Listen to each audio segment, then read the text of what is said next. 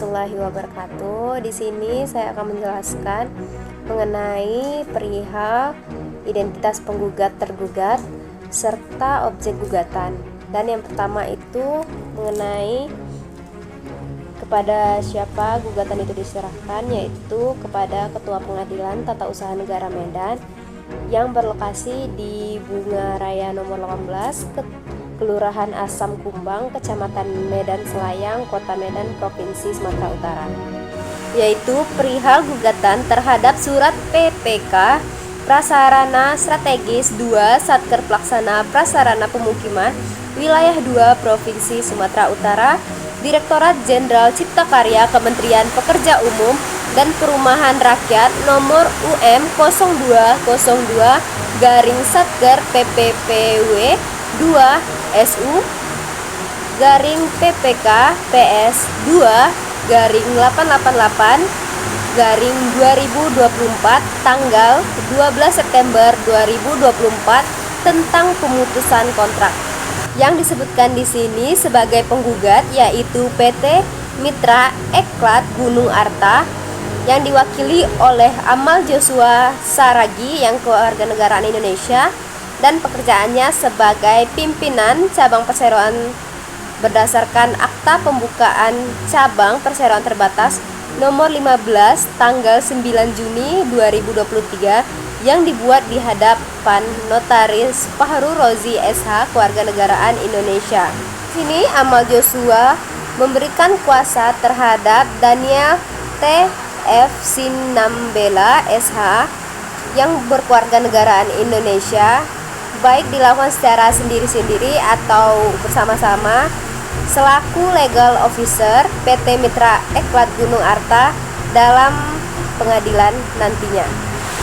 Di sini disebutkan juga penggugatnya yaitu PPK Prasarana Strategis 2 Satker Pelaksana Prasarana Pemukiman Wilayah 2 Provinsi Sumatera Utara yang berkedudukan di Jalan Sinsinggamagaraja kilometer 7 nomor 99 Harjosari 2 Medan Amplas Kota Medan Provinsi Sumatera Utara yang disebut sebagai tergugat.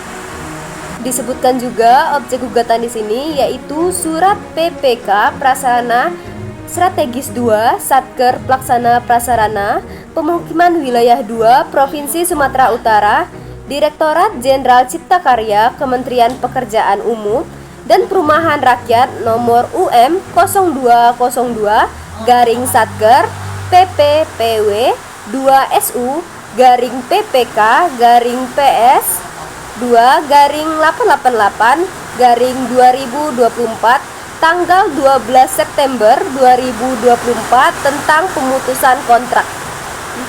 Menjelaskan mengenai kewenangan PT UN. Nah, di dalam surat gugatan ini yang dimaksud dengan kewenangan PT UN adalah PT UN memiliki kewenangan absolut untuk memeriksa, memutus, dan menyelesaikan sengketa tata usaha negara yang timbul antara orang atau badan hukum perdata dengan badan atau pejabat tata usaha negara.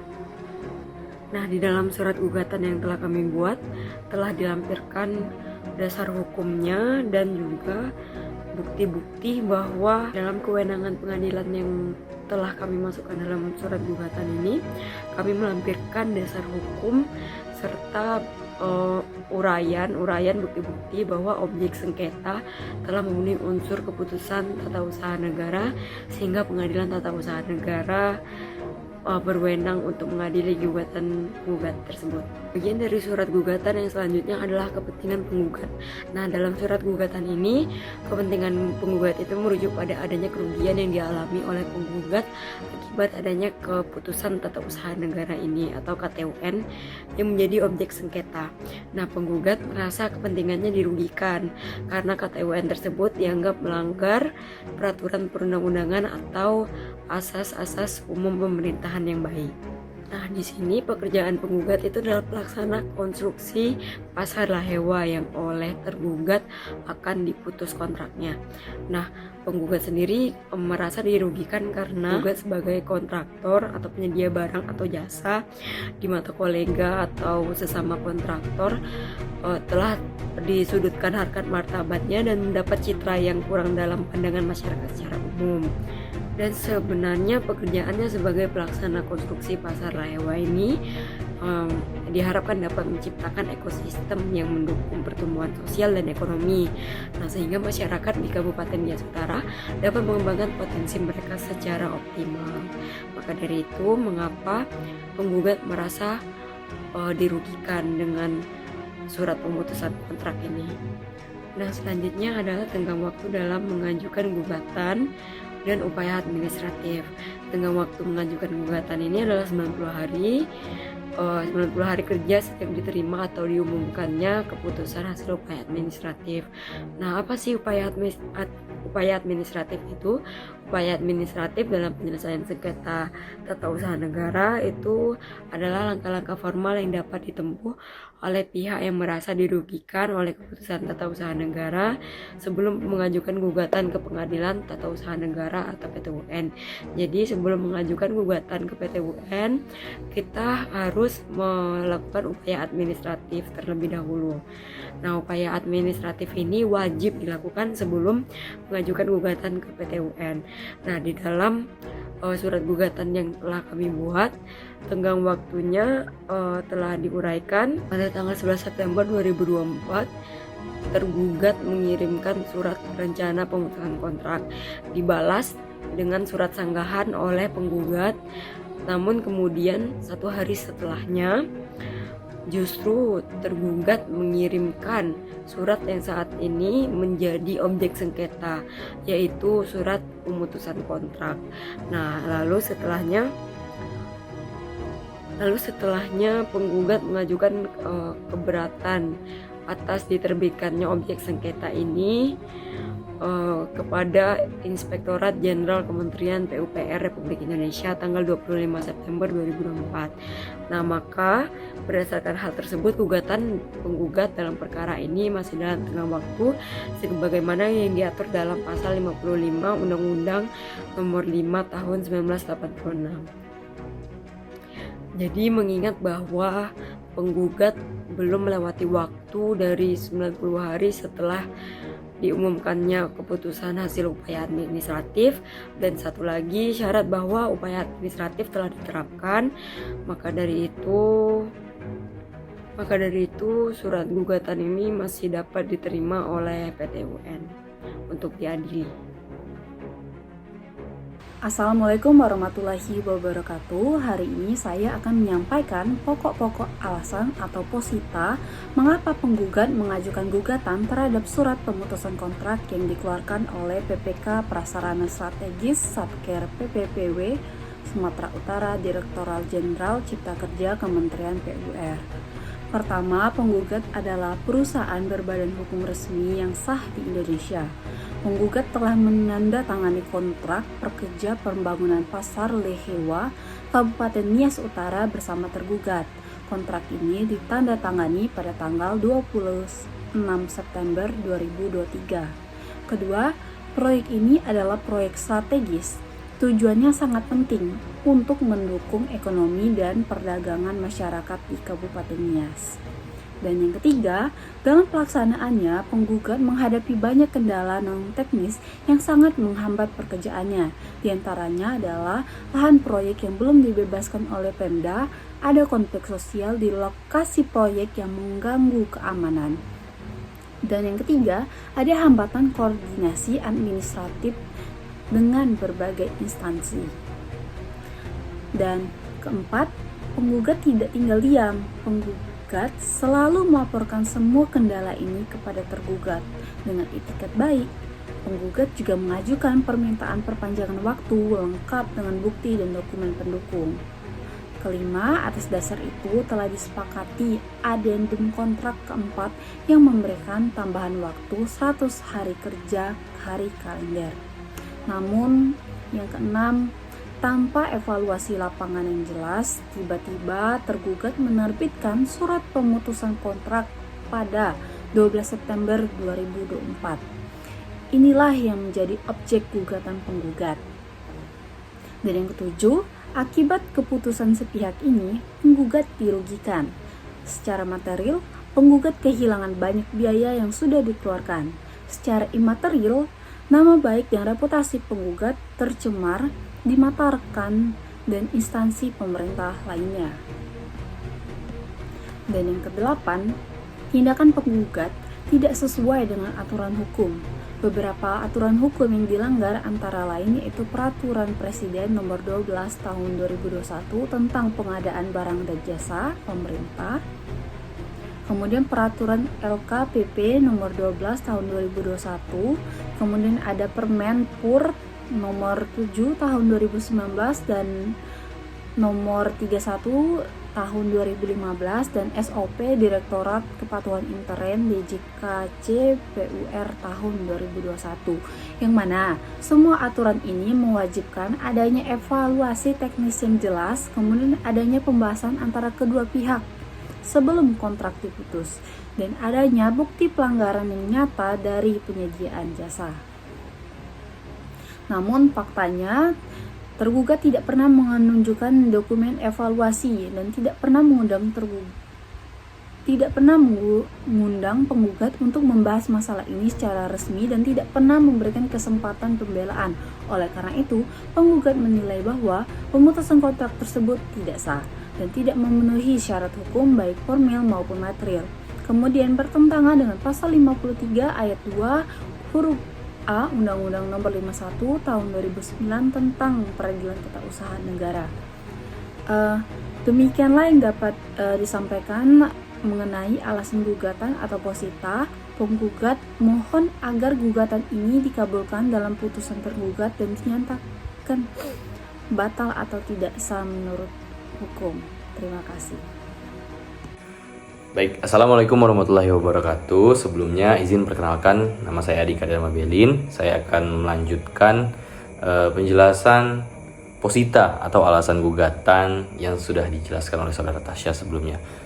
Baik, jadi untuk selanjutnya itu surat keputusan tergugat ternyata bertentangan dengan AUPB atau asas-asas umum pemerintahan yang baik, sebagaimana yang dimaksud dalam pasal 53 ayat 2 huruf B Undang-Undang Nomor 51 Tahun 2009 tentang perubahan kedua atas Undang-Undang Nomor 5 Tahun 1986 tentang Peradilan Tata Usaha Negara. Nah, bahwasanya objek sengketa itu juga bertentangan dengan AUPB atau asas-asas umum pemerintahan yang baik, yaitu bahwasanya keputusan tergugat itu sangat bertentangan dengan yang namanya asas kepastian hukum.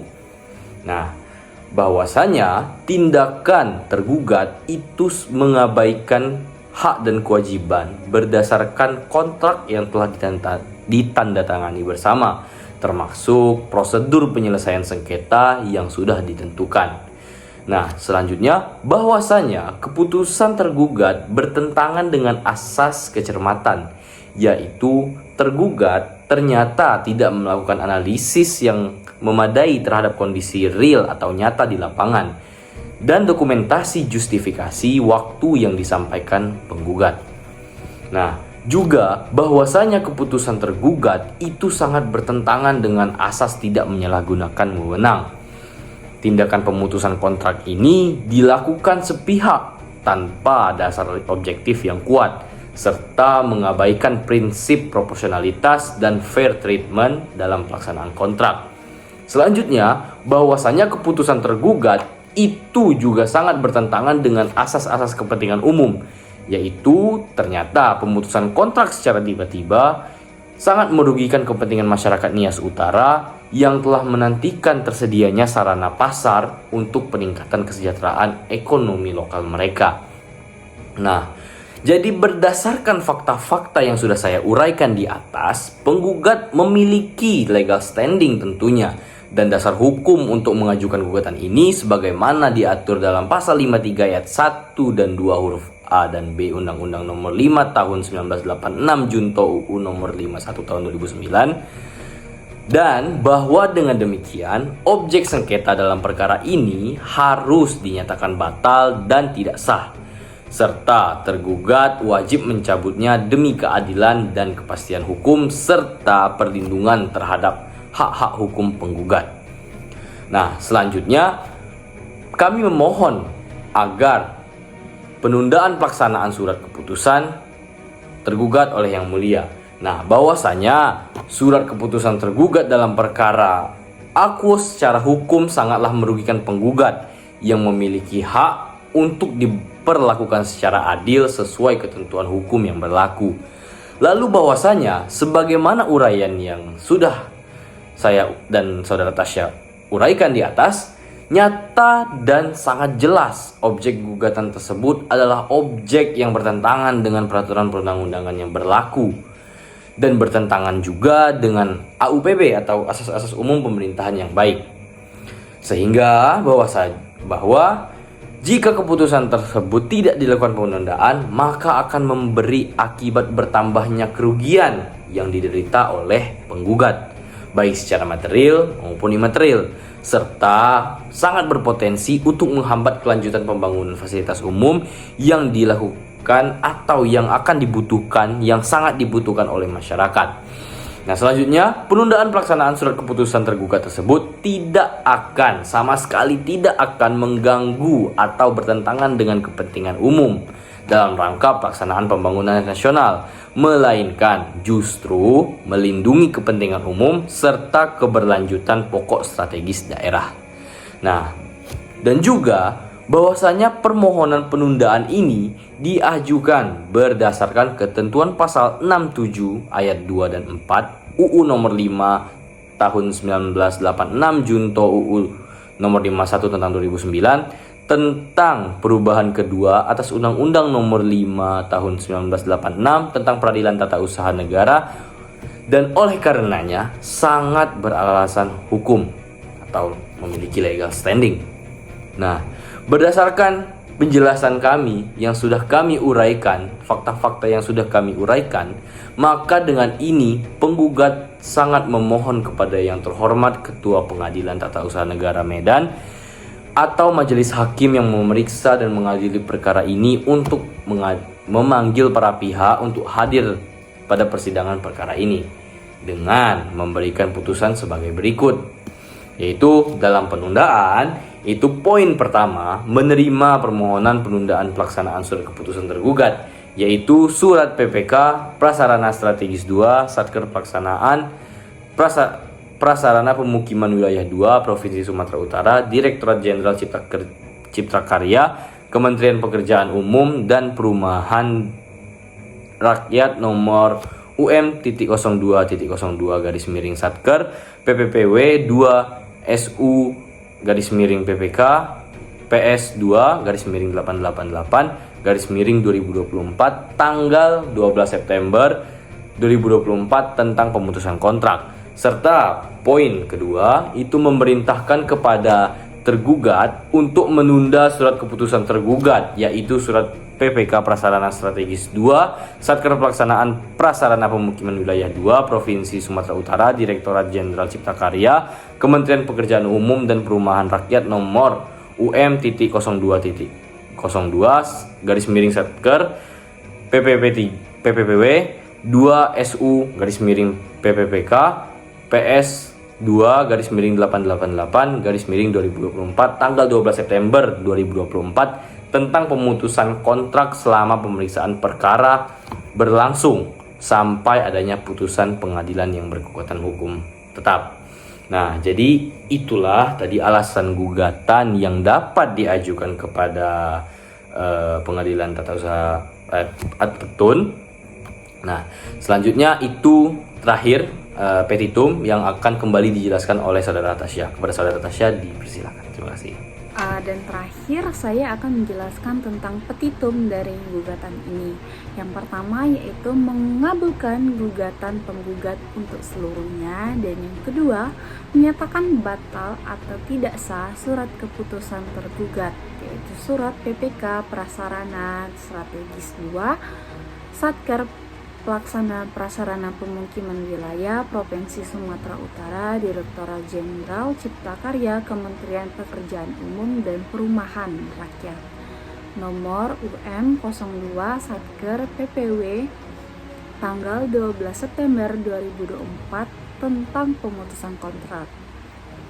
Dan yang ketiga yaitu mewajibkan tergugat untuk mencabut surat keputusan tergugat, yaitu surat PPK Prasarana Strategis 2 Satker Pelaksana Prasarana Pemukiman Wilayah 2 Provinsi Sumatera Utara tentang pemutusan kontrak.